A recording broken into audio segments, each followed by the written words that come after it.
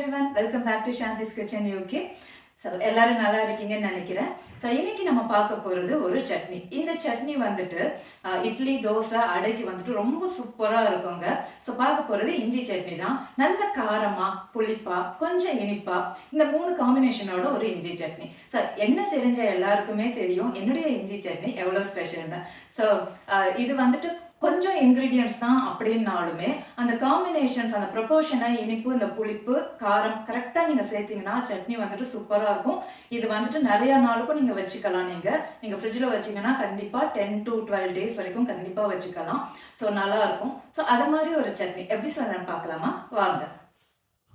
இன்னைக்கு நல்ல காரமா புளிப்பா ஒரு இஞ்சி சட்னி. அதுக்கு 1 கப்பு இஞ்சி எடுத்திருக்கேன்.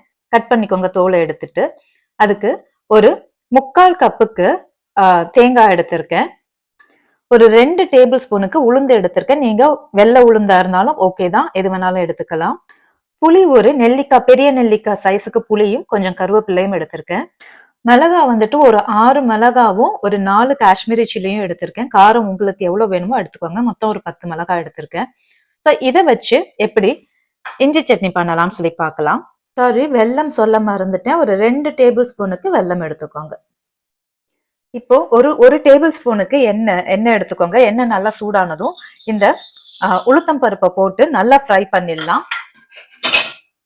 நல்லா கொஞ்சம் செவந்து வர வரைக்கும் ஃப்ரை பண்ணிடலாம். இப்போ உளுந்து நல்லாவே செவந்துருச்சு. இதுலயே வந்துட்டு மிளகா போட்டுடலாம். சும்மா கொஞ்சமா செவந்தா போதுங்க, ரொம்ப வறுக்கணும் தேவையில்லை. சும்மா கொஞ்சம் அந்த சூடு ஏறுனா போறோம். மிளகா ஒரு 15-20 செகண்ட்ஸ் வறுத்துட்டு அதுல தேங்காய் போட்டுடலாம். தேங்காவும் ஒரு 30 to 40 செகண்ட்ஸ் வறுத்தா போறோம். ஃப்ளேம் வந்துட்டு சிம்லயே இருக்கட்டும்.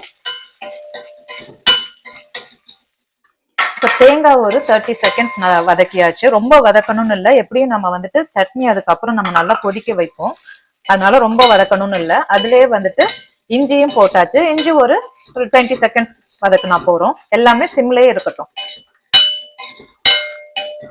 இப்போ இந்த இஞ்சியும் ஒரு 20 செகண்ட்ஸ்க்கு வதங்கிடுச்சு. ஸோ நான் இப்போ கேஸ் ஆஃப் பண்ணிடுறேன். ஆஃப் பண்ணிட்டு இந்த சூட்லயே சும்மா இந்த புளியும் போட்டுக்கலாம்.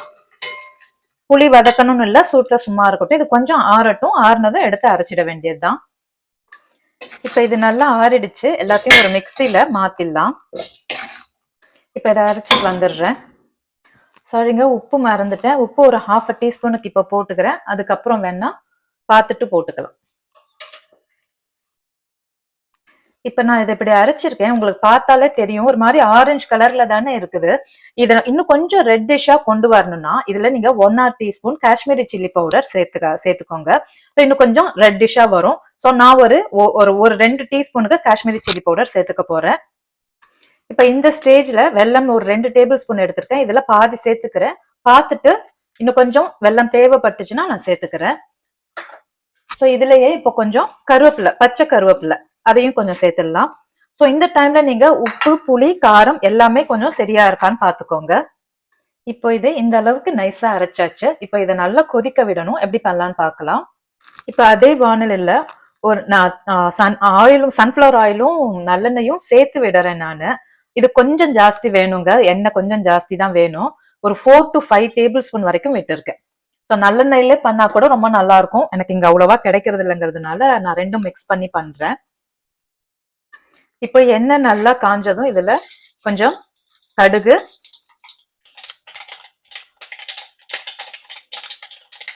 நல்லா பொரிஞ்சதும் அதுலயே கொஞ்சம் உளுத்தம்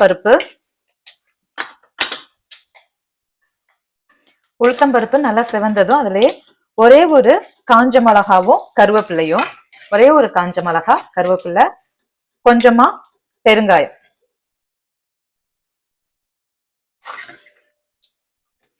இப்போ ஸ்டவ் கொஞ்சம் ஆஃப் பண்ணிக்கோங்க.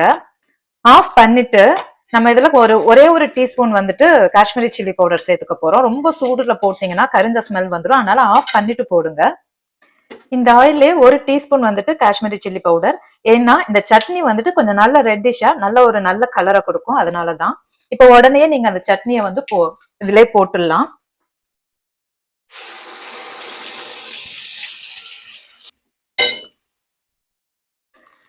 இப்போ கேஸ் ஆன் பண்ணிட்டு சிம்ல வச்சிருங்க. இப்ப மிக்ஸி கழுவுன தண்ணியும் ஒரு 1/2 டம்ளர் மாதிரி விட்டுடலாம். இது நல்லா கொதிக்க விடணுங்க. நல்லா கொதிச்சு இந்த எண்ணெய் எல்லாம் வந்துட்டு திரும்ப நல்லா மேல வரணும். அந்த அளவுக்கு கொதிக்க விடணும். இப்ப நான் இதுல எடுத்து வச்ச எல்லா மிளகாமும் போட்டுட்டேன். அதே மாதிரி வெல்லமும் 1/2 டேபிள் ஸ்பூன் வரைக்கும் போட்டேன். 1/2 டேபிள் ஸ்பூன் நிப்பாட்டி வச்சுட்டேன். உங்களுக்கு நீங்க டேஸ்ட் பார்த்துட்டு போடுங்க. ஸோ உப்பு மட்டும் செக் பண்ணிக்கோங்க. புளியும் நான் எடுத்த எல்லா புளியும் போட்டுட்டேன். அந்த அளவு எல்லாமே ரொம்ப கரெக்டா இருக்குது. ஸோ இப்ப அது நல்லா அது கொதிக்கட்டும். கொதிச்சு இந்த எண்ணெய் எல்லாம் மேல வரட்டும். இது ஒரு மூடி போட்டு மூடி வச்சிருங்க. இல்லைன்னா ஃபுல்லா தெறிக்கும். இந்த எண்ணெயெல்லாம் வெளியில தெறிக்கும். அதனால மூடி போட்டு மூடிடலாம். இப்போ ஒரு 3-4 நிமிஷம் இது சிம்ல விட்டாச்சு. இப்ப பார்ப்போம். இப்போ நல்லா கொதிக்குது. இன்னுமே நல்லா இந்த ஆயில் வந்துட்டு பிரிஞ்சு வரணும். ஸோ ஒரு முறை கலக்கி விட்டுட்டு திரும்ப ஒரு நல்ல ஒரு 3 to 4 மினிட்ஸ் வந்துட்டு விட்டுடலாம். இது அப்பப்ப எடுத்து கலக்கி விடுங்க. ஏன்னா தேங்காய் இருக்கிறதுனால கீழே அடியில அடி பிடிக்க சான்ஸ் இருக்கு. அதனால அப்பப்ப எடுத்து கலக்கி விடுங்க. ஒரு சிம்ல இருந்து மீடியம் ஃப்ளேம் வரைக்கும் வச்சுக்கோங்க. இப்போ இன்னொரு 4 மினிட்ஸ் ஆயிடுச்சு. பார்ப்போம். இப்போ ஓரளவுக்கு எல்லா எண்ணெயும் நல்லா மேல வந்திருக்குது. ஸோ ஆல்மோஸ்ட் இது வந்துட்டு ஆயிடுச்சு. நான் இன்னும் ஒரு 2 நிமிஷம் திரும்ப மூடி போட்டு மூடி விட போறேன். இதை வந்துட்டு நல்லா நம்ம கொதிக்க விடுறதுனால தேங்காய் போட்டிருந்தாலும் இந்த சட்னி வந்துட்டு ஒரு 8-10 நாளைக்கு ஒண்ணுமே ஆகாதுங்க. நீங்க வந்துட்டு இந்தியா வெதருக்கே சொல்றேன், நீங்க ஃப்ரிட்ஜ்ல வச்சு ஸ்டோர் பண்ணி சாப்பிடலாம்.